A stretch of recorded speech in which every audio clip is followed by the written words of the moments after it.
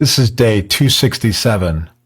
Forget the dance. A coxswain is not that polite.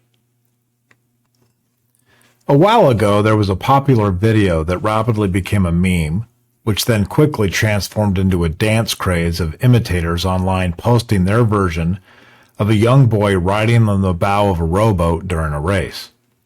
He was apparently acting as a coxswain of sorts, directing the rowing crew as they glided through the water. This video was shared with a variety of music tracks in the background, as the young boy was waving and moving his hands in a rhythmic sort of way. Once paired with music, it transformed into an inspirational moment that clearly captured the attention of millions of people who reacted to it on social media.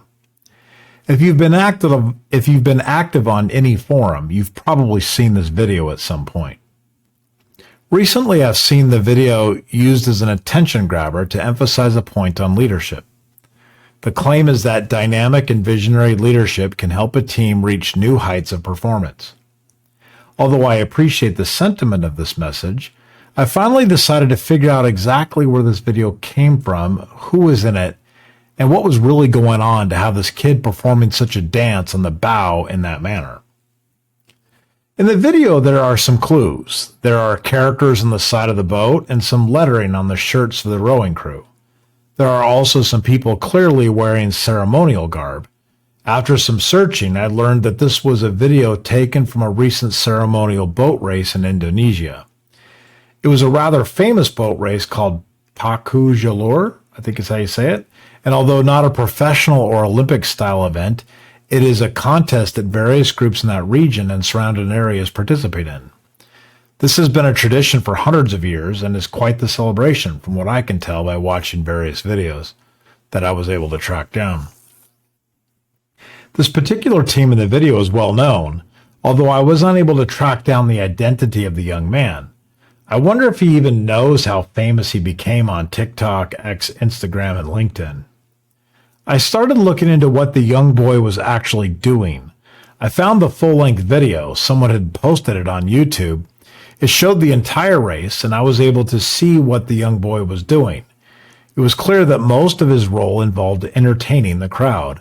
I did notice a few moments where it seemed he was giving some directional cues, and there appeared to be some rhythm involved. I couldn't hear any sound, but I would guess the boat had something playing to help keep all the rowers in sync. I looked up this type of boat racing, and yes, that is a common practice in these types of ceremonial rowing competition. As it turns out, many countries have similar traditions as this: the Polynesian Islands, Japan, India, Italy, and the Netherlands, just to name a few. I'm most familiar with dragon boat racing from China. This form of boat racing has become a sport governed by an international agency. I've had the pleasure of serving on the crew of one of these boats. Of course, it wasn't a long stint. It was part of a corporate retreat and only lasted a day or two. I was on a crew with my work colleagues, and it was just a team-building exercise, with a lesson built in by the retired military general who was teaching the course. I'm proud to say that I was on the winning crew that day, out of 5 others. We won easily and by many boat lengths. This was not due to anything that I did. It had everything to do with the assigned coxswain. They actually call them steerers on the dragon boat. She was a ferocious, mean, aggressive, and very loud woman who literally and actually beat us toward victory. She was not anything like the young boy on the bow of the Indonesian sweep rowing vessel. The lesson was meant to help us understand the importance of working as a team, rowing in the same direction. We learned that if one person pulled too hard or disrupted the water trying to be a hero, it would throw off the entire boat. Our first time out, we fumbled and struggled. Some of the men wanted to show off their strength, others wanted to show off their understanding of how to row correctly, and others just wanted to laugh and take pictures. Then the coxswain started doing her job. I never really understood what that person was doing, sitting at the front of the boat and talking to the rowers through a microphone during the Olympic events that I had watched on TV. Well, I found out. This woman did not need a microphone, however. We could hear her, and so could some people in Japan, Denmark, and Brazil. We followed her orders because we wanted to win, but mostly out of fear. She was intimidating, to say the least. She reminded me of Randy Savage from 1980's WWF wrestling, only shorter and broader in the shoulders. Her hair looked like that of the rock star Pink, but her stare was pure Clint Eastwood from Unforgiven. Every once in a while, I'll wake up from a nightmare and she'll be the source, yelling at me to row, not row, slow down, speed up, and various sweep rowing terms that I can't even remember. There was a drummer, a steerer, and the rest of us, about 20 paddlers in all. We ran 5 or 6 races, each around 2,000 meters. We won every heat, and each time we finished, I felt dizzy from exhaustion. On more than one occasion, I thought I would lose my breakfast and dinner from the past 6 weeks right into the river.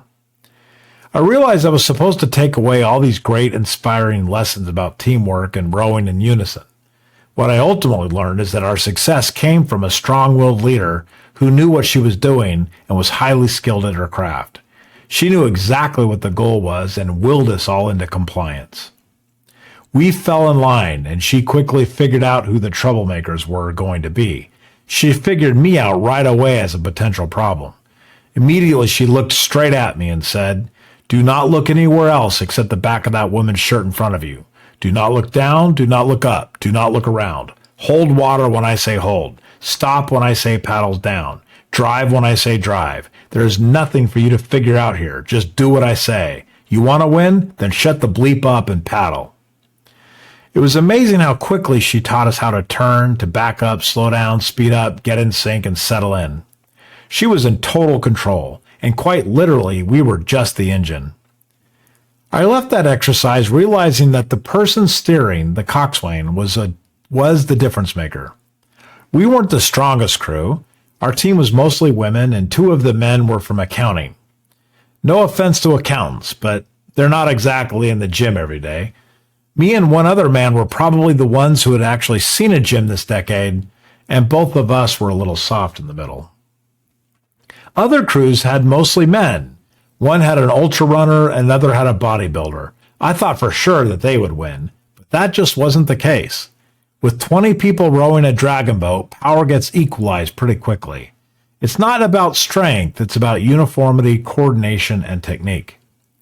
I watched the other Coxswains. They were good, but none were a match for ours.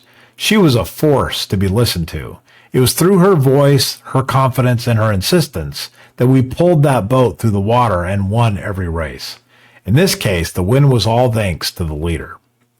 So I think there is a lesson here. Teamwork, rowing in the same direction, and being a unified force rather than a group of individual superstars are all good lessons. But sometimes a leader just needs to lead. Sometimes you've got to tell people what to do and be the driving force. That can be the wrong path in some situations, but often people need that clear, confident, and direct voice guiding them. One final note. When we were done and had all passed out on the side of the river, she came up, and after making us get up and clean up after ourselves, she sat with each of us. She politely and calmly asked for our feedback, our assessment, our collective and individual thoughts on the exercise. She transformed from that vicious harpy from the depths of Poseidon's lair to a kind and affectionate woman who reminded you of your grandmother. She listened, asked questions, reflected, and then offered some positive comments and personal feedback. We all left the exercise feeling like we had met our worst nightmare and also a friend for life. No offense to those posting videos of the young man from Indonesia dancing calmly on the bow of his vessel, but I met the coxswain of a professional dragon boat team, and I know the truth about what it takes to lead a group of strong-willed people to victory.